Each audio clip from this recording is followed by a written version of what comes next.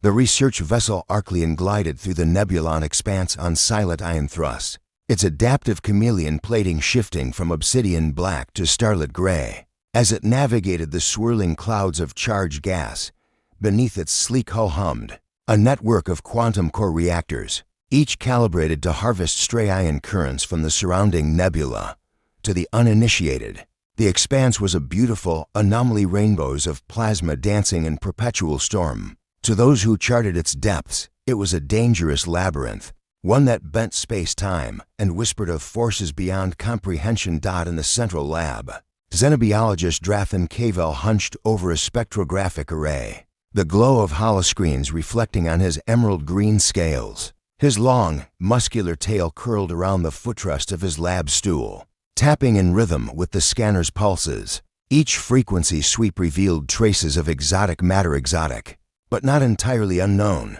Since the Arcleon had departed the Dragaxian core worlds, Cavell had cataloged dozens of peculiar phenomena, crystalline vortices, chronoton echoes, and even a brief encounter with a subspace siren whose song had nearly driven the crew mad. Yet none of the warnings from veteran explorers had prepared him for what lay ahead. At Observation Deck Alpha, Lieutenant Sari's Cole floated between grav lifts, her amber eyes scanning the holographic displays. As chief sensor officer, she prided herself on reading the silent language of the universe, the eerie silence that preceded a supernova, the subtle warble in subspace when a cloaked vessel passed nearby. Tonight, though, the readings hummed with a tense excitement she couldn't place.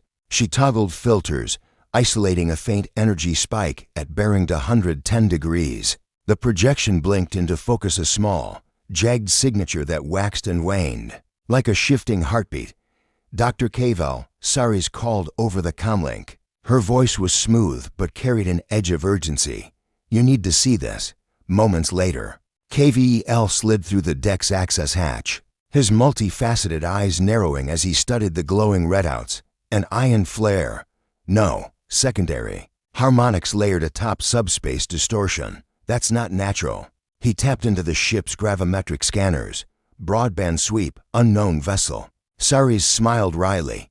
"We've been charting this sector for 3 days and found nothing but drifting icebergs and micro-asteroids. What are the odds we finally get a contact?" And she trailed off as the readout solidified into a triangular silhouette, each side bristling with hardpoints. Even through the distortion of the nebula, the lines were impossible to misinterpret. Long, angular wings extended from a massive central spine, and along the dorsal rail ran a row of plasma turrets, each glowing like the eyes of some ancient guardian. Cavell's breath caught. "It can't be." Before Sari's could ask, the deck shuddered, and warning klaxons split the air. Crimson lights bathed the corridor as strings of alert messages scrolled across every holoscreen. The Arcleon's fusion drive thrummed irregularly, a telltale sign that something had disrupted their field matrix. All around them, crew members leapt into action, securing personal harnesses and sealing bulkheads. Captain Yendra Voss strode into the observation deck, her presence commanding immediate attention. Her armor a meld of bioalloy plates etched, with ancestral runes glinted under the emergency lights. Every inch of her bore the legacy of Dragaxia's storied captains. Broad shoulders, a warrior's bearing, and eyes that missed nothing. "Report," she demanded, voice low enough to calm the panicked murmurs. Sari's turned to face her, swallowing. "Unknown vessel, no transponder beacon, and it's massive, far larger than any merchant hauler we've scanned." Voss's gaze flicked to the main projection, even through the holoscreen's haze. She recognized the registry glyphs carved into the ship's prow, the stylized twin phoenix of the old human confederation. A name once famous and feared, now relegated to legend. "Humans," Cavell whispered, as though uttering the name could summon ghosts. "Survivors of the Great Sundering." A heavy silence fell. The nebulon expanse had swallowed countless ships, and half the galaxy believed humanity perished centuries ago when the Confederation imploded in the cataclysm known as the Shatterfall. Tales told of AI rebellions, genocidal conflicts, and the reckless terraforming of stars. Then, as suddenly as they rose, they vanished, leaving behind a mosaic of abandoned colonies and burnt-out warships drifting in Empty orbits, open a secure channel, Voss ordered. Her voice measured but carrying steel. Let them know. The Arclean means no harm. Ceres's fingers danced over the console.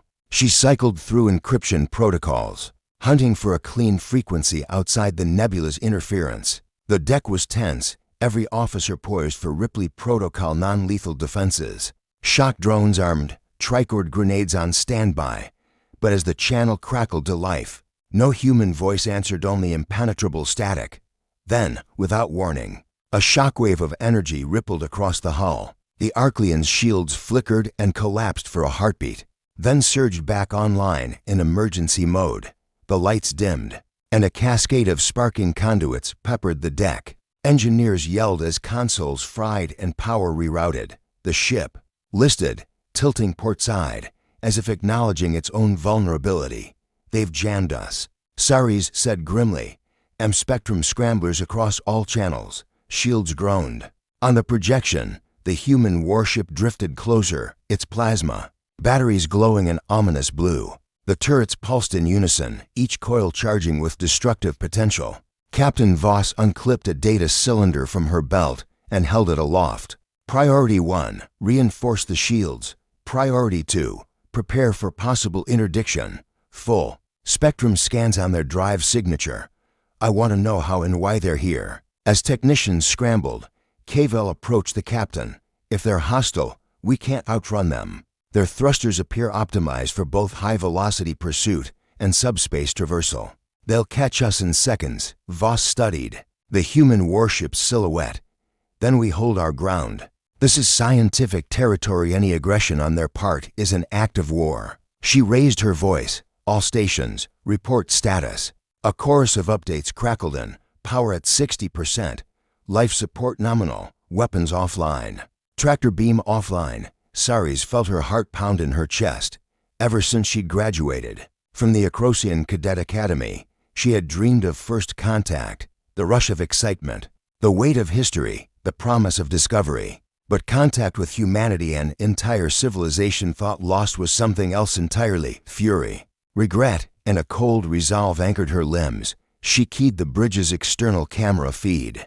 On the view screen, the human warship's boarding bay doors opened with a hiss. Dozens of spidery mechanical arms once intended for asteroid mining slithered forth, their tips glowing with welding torches. The tendrils lashed outward, seeking purchase on the Arclean's hull. A metallic screech echoed through the deck as the first tendril bit into the plating, melting a jagged hole through the adaptive armor. Hull breach on deck 4. Came the cry, alarms shrieked, and the deck's oxygen recycler coughed.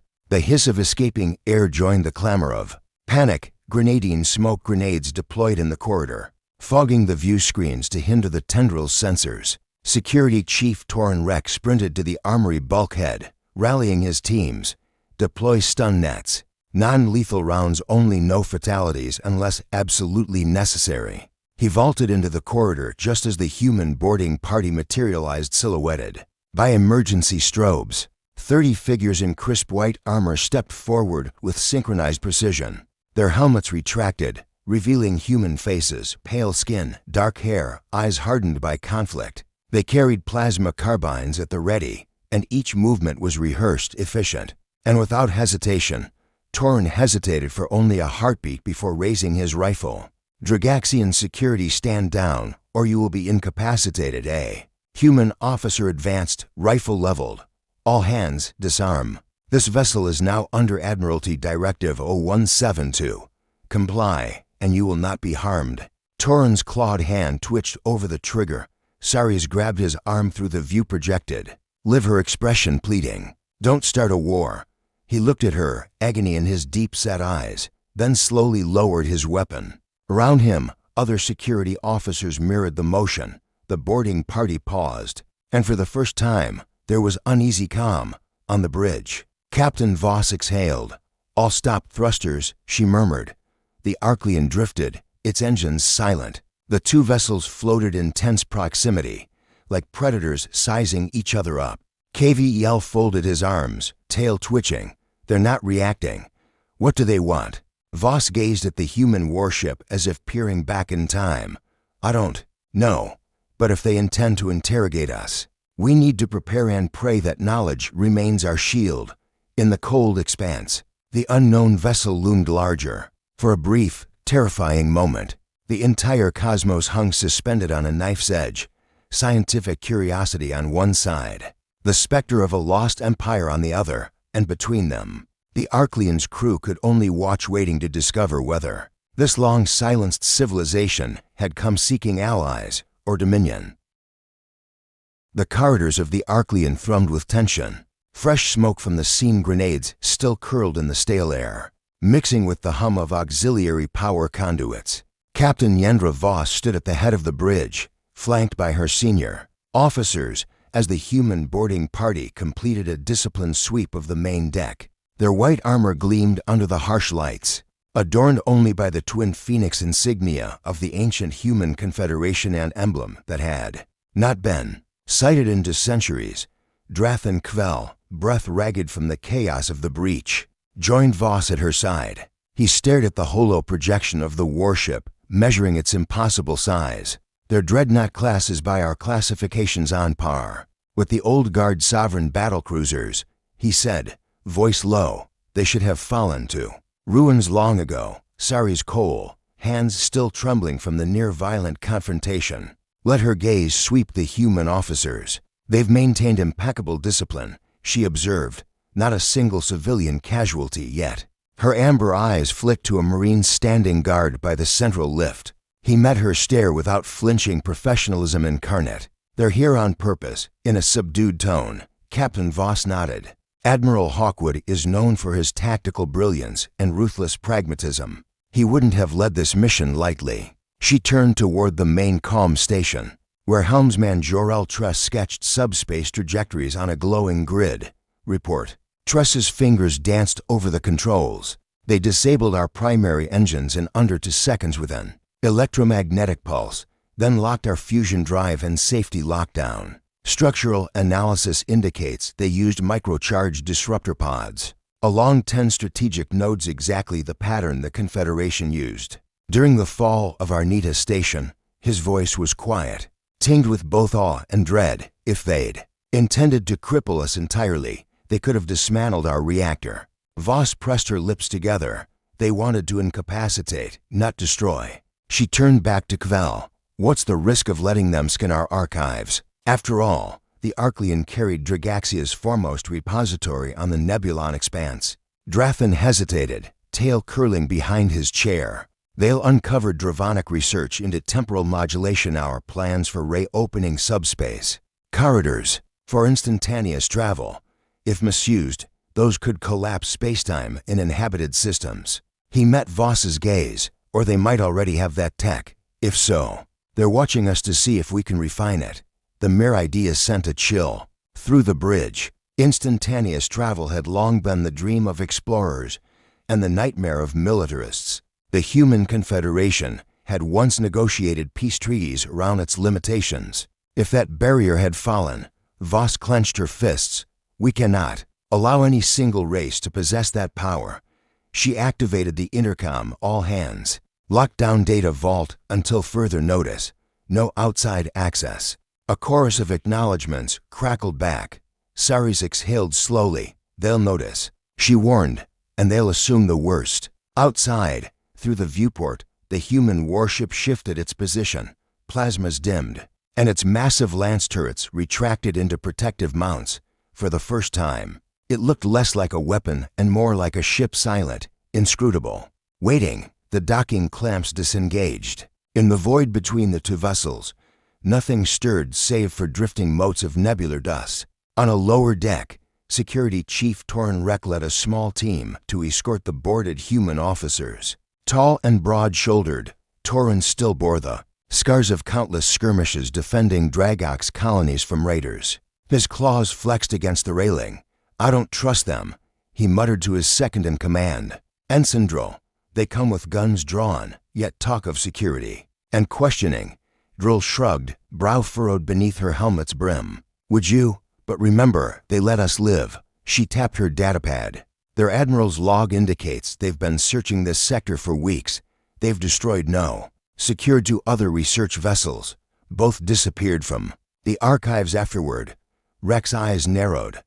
What kind of diplomacy ends in disappearances? Back on the bridge, Captain Voss convened a war council. Cavell, Saris, Torin projected via hololink, and helmsman Truss formed a tight semicircle around her. The emergency lights cast long shadows. Outside, the expanse's swirling nebulosity painted phosphorescent patterns on the viewport. We must assume the humans view us as either competition or collateral. Voss spoke firmly. If they seize our data without restraint, they could unravel galactic stability. Draffin's tail lashed. We can't overpower them. Our weapons are non-lethal prototypes intended for research field defense, not fleet engagements. Saris tapped her chin. What if we use the Nebulon expanse against them? We know this region's space-time shifts better than they do. We could lure them into a nebular eddy trap, confine their hull in a gravwave vortex. Long enough to negotiate terms, Voss considered. It's risky. Their calibrations might override ours, and we'd have to feed precise subspace coordinates to the helm. She turned to Tress. Think you can map a real-time escape corridor? Jor-El nodded, fingers twitching, with time and power. But right now, engines are throttled at 20%. We can't sustain the gravitational generators for more than 10 minutes without overloading core conduits. The captain tapped her comlink earpiece. Bridge to all decks. I want emergency power diverted to the gravimetric coils. Minimum life support draw. Be ready to initiate on my mark. Her words spread through the ship like a silent ripple. Inside control rooms, technicians worked at fever pace, rerouting coolant lines, diverting reactor output, calibrating emitter arrays. The Arclean trembled under the sudden power shift, as if flexing muscles long dormant. Moments later, through the viewport, the hull lights of the human warship shone steady. Admiral Adrian Hawkwood appeared on the bridge's external viewer, his face stoic but inscrutable. Captain Voss, he intoned over secured frequency.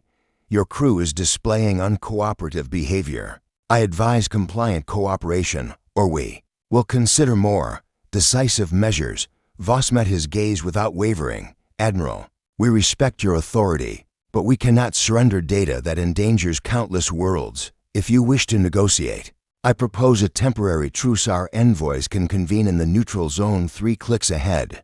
Under mutual guarantee, we transfer non-combatant archives. First, the screen flickered. Hawkwood's jaw clenched. Very well, 10 minutes. We will meet you at coordinates 30 for point to 1, 17. But make no mistake, any perceived deception, and every vessel in this nebula will become a high-value target.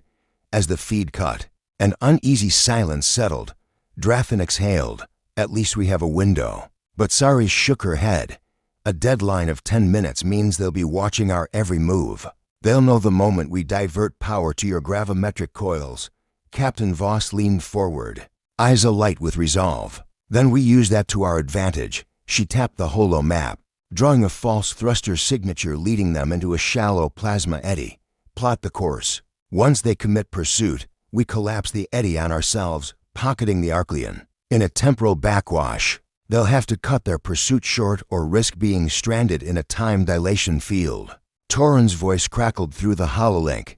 And if they refuse pursuit? His tone betrayed the unspoken fear in all their hearts that humanity's warship might simply destroy them. Voss didn't flinch. Then we negotiate from a position of leverage. We hold their curiosity as a shield and their fear of the unknown as a weapon. As the Arclean crept toward the rendezvous point, every officer and every crew member prepared for a dance. With ghosts, humanity, once presumed dead, now walked among the stars again, not as benevolent saviors, but as phantoms of an empire whose memory could both inspire hope and unleash devastation. And in that thin margin between curiosity and conflict, the fate of two civilizations would hang in the balance.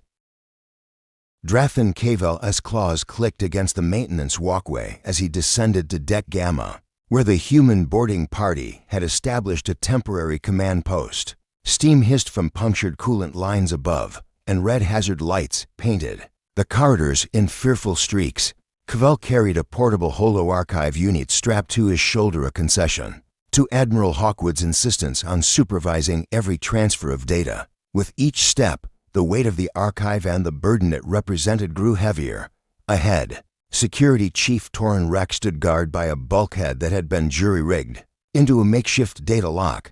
Across from him, a contingent of human Marines formed a taciturn cordon. Their plasma carbines were held at port arms. Behind their helmets, human faces were stoic, but watchful. "Torin," Cavell called softly. "How are our guests?" Torin grunted. "Pragmatic. They've set up 3 rotating perimeter scanners and disabled our emergency comms on this deck. Any unauthorized approach, and they'll assume hostile intent." He nodded toward a human officer monitoring a floating holo display. "You'll want to talk to Lieutenant Cartwright. He's in charge here." Cavell inhaled and approached the officer. Cartwright's eyes lifted from the holo display, sharp, calculating, yet weary. He gestured to a vacant station. "Dr. Cavell, welcome to Gamma. I understand you have intel to share." Cavell nodded, placing the holo archive on the station's crystalline surface. "This contains our research on subspace corridor modulation, field equations, gravimetric coil designs, reactor output calibrations. We agreed only non-weaponized blueprints." Cartwright's fingers danced across the holo controls, initiating an encrypted upload sequence. "We'll review these under full security protocols. Any sign of unapproved modifications, and we'll shut you down." He gestured toward 2 more Marine squads lining the bulkhead. "No tricks." Cavell swallowed. "No tricks." He backed away as the archive's lights blinked green. The upload began. Above them, on Deck Alpha, Lieutenant Sari's Cole manned the auxiliary sensor rays. The Nebulon Expanse anomaly flickered on her screen, still dormant, but pulsing with latent energy. She keyed the comm, "Bridge to Gamma. Status on data transfer." Torin's voice crackled back. "Proceeding. Upload at 60%, but Cartwright's not happy." Sari's frowned. "They're edging toward a full seizure. We need a distraction." She looked at the viewport. Swirling violet clouds hugging the Arclean's hull. A subtle warp in the glass hinted at the anomaly's reach. On the bridge, Captain Voss weighed her options. Admiral Hawkwood had insisted on full oversight, but the human warship loomed outside, waiting for them to finish, and time was running out. If the data transfer completed or if the anomaly awakened, their fragile truce could shatter. Quietly, she tapped the comm to Cavell. "Activate contingency theta. Trigger only if you're in immediate danger." Cavell's reply was curt. "Understood." Back on Deck Gamma, Cartwright's console chimed. "Upload complete." He leaned close to examine the last files. His lip curled. "These reactor schematics, they include combat matrix overrides. If we adapt those, we could power our entire weapons array through the grav coil system." Cavell's heart slammed. "That's purely theoretical. We never intended combat use." Cartwright straightened, voice low. "Intentions don't matter. Capability does. Admiral Hawkwood will see value here." He tapped his comm earpiece. "Lieutenant, inform the Admiral there's actionable weapon tech in the shipment." Cavell's gaze darted to Torin, whose jaw clenched. In that instant, he realized the precariousness of their position. The Arclean had become a crucible for mistrust. He seized the station's side rail and slammed his claw into a trigger panel. Fate now. A thunderous pulse rippled through the entire ship. Deck Gamma trembled as gravity generators overloaded, pulling the ceiling downward in a sudden surge. Holographic monitors fractured midair, and conduits exploded in spirals of sparking plasma. Human Marines staggered, their formation disrupted as the artificial gravity pitched wildly between 1/5 and 3 Gs. A shrill klaxon echoed. Gravity fail emergency protocols engaged. Saris's voice crackled over every comm channel. "All decks, brace, grav coils destabilizing." Through her viewport, she glimpsed the Arclean's hull warpan, otherworldly distortion folding reality outward. On the bridge, Captain Voss slammed a console, rerouting power. "Contain the surge. Divert auxiliary reserves to dampeners." Sparks flew as technicians wrestled with overloaded systems. The ship's tone changed from rigid metal to a living thing convulsing in pain. Below, Cavell leaped toward Torin. "We cannot let them seize the data." He nodded at Cartwright, who was already barking orders. "Secure the archive." Torin lunged forward, claws extended, but a marine's stun baton crackled to life, arcing with blue electricity. Torn let out a roar as muscles spasmed, and he collapsed to the deck. Cartwright retrieved the holo archive. All units, fall. Back to the docking bay. We secure Dr. Cavell as prisoner and evacuate with the data. Cavell slid backward, tail whipping. He slammed into the bulkhead, dislodging a conduit. With a roar, he grabbed a shard of sparking cable and slashed at the Marine's legs, severing his balance. The Marine cried out, fire blooming where the cable seared his armor. Cavell hesitated, knew that lethal force would end this farce, but the tension shattered restraint. The Marine fell as Cavell dropped the cable. Cartwright barked into his comm, hostiles engaging. All Marines to defensive positions. Above them, a new tremor shook the Arclean. The anomaly breached containment. A jagged rift tore open in the corridor wall, spilling violet mist and gravitational eddies. Figures drifted through the haze, shapes both beautiful and terrible, glimmering like nebular wraiths. Their light coalesced into forms, tall spires of living stardust, eyes of pure energy, appendages that stretched and retreated like cosmic vines. Saris saw it first. Rift breach on deck Gamma. The anomaly is active aboard all combat. She keyed her mic with shaking fingers. Captain, we have to collapse the field before they're all torn apart. On the bridge. Voss's jaw clenched. Divert full power to the temporal dampeners. Helm. Give me any possible coordinates to punch the rupture closed. Jor-El Tress. Recalibrated the nav array. I have one. We need to oversaturate the field with inverse chronoton pulses. But we'll need manual override on the core regulators. That means someone at the reactor. Voss met Cavell's horrified expression on the calm viewer. You understand the stakes, Dr. Cavell? He swallowed, voice trembling. If we don't collapse it, the wraiths will consume the ship and both crews. He locked eyes with Cartwright on the monitor, whose face displayed sudden uncertainty. Admiral Hawkwood's voice cut through the tension. Do it. Moments later, Cavell, Saris, and two human engineers sprinted through the convulsing corridors toward the reactor core. Grav coils whined overhead, their loops glowing bright orange. Each step warped reality. Floor tiles bent, handrails pulsed, like sine waves. Behind them, the anomaly's wraiths drifted, tendrils reaching for living flesh. At the reactor, Saris hacked the safety locks, override engaged. Channeling chronoton inverses now. She threw the switch, and a low-frequency hum swelled into a roar. The reactor's magnetic bottle flared as reverse-charged tachyons flooded the containment field. The corridor behind them erupted as the anomaly pushed back. Wraiths hissed, their forms distorting. Cartwright and the engineers fought to hold. The dampeners online. Blue-white energy arcs struck the floor. Cavell gritted his teeth. Keep the matrix stable. He held a support strut as sparks rained down above. The Arclean shuddered, its entire hull groaned like a wounded leviathan. The rift flickered, then blinked, and with a sound like a dying star, it snapped shut. The violet mist dissipated, and the last of the wraiths vanished into nothingness. Silence crashed over them. Breathing heavily, Saris collapsed against the reactor wall. It's over. Cartwright slumped beside her, eyes distant. We almost lost everything. Cavell placed a hand on the human lieutenant's shoulder. We're alive, both our peoples. Can we stop being prey to fear? Cartwright offered a weary nod. Perhaps now we can talk, truly talk.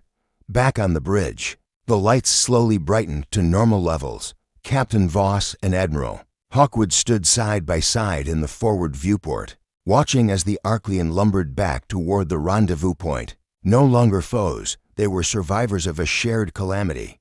Voss turned to Hawkwood. The data remains secure, but our future depends on trust, not coercion. Hawkwood's eyes softened. Agreed.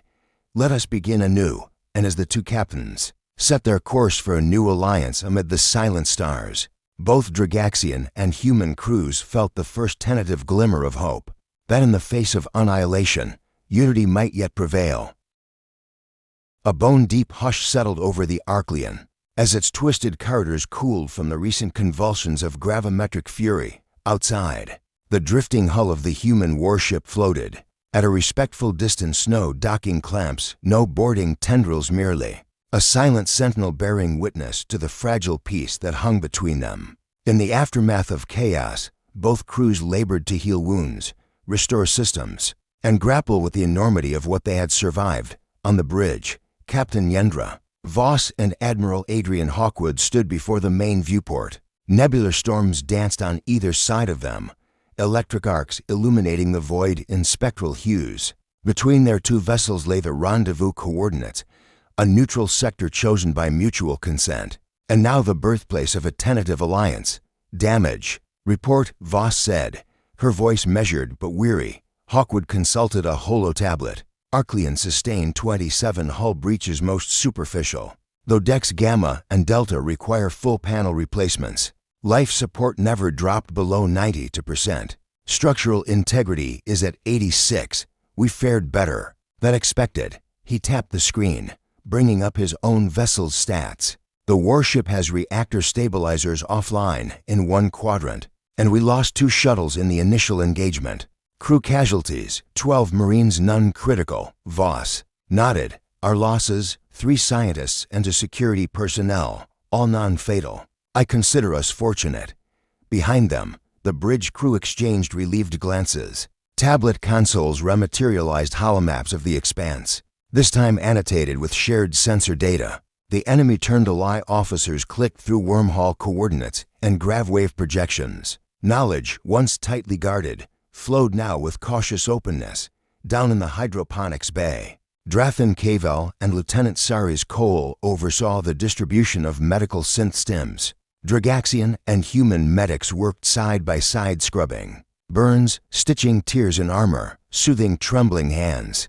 A human corporal offered a holo fruit to a clawed Dragaxian engineer. She tasted it, then laughed, her tail flicking in amusement. For a moment, the bitter memory of gunfire and distrust softened into something gentler, kinship born of shared survival. Cavell approached Saris as she tended a wounded human sergeant's arm. Their biology is remarkably similar to ours, he observed. Their recovery protocols, the way they metabolize synth serum echoes the early studies we conducted on human colonies centuries ago. He paused. We presumed humanity dead, but tonight they proved that even legends endure. Saris smiled, though fatigue lined her eyes. You once told me that the universe speaks in equations. Tonight, it spoke through deeds, sacrifice, courage, and compassion. She gently wrapped a bandage. We've come too far to let old fears unravel this. In the aft docking bay, the holo table of archives lay open. Bound data archives, Dravonic research, human tactical logs, subspace cartography hovered in shimmering matrices.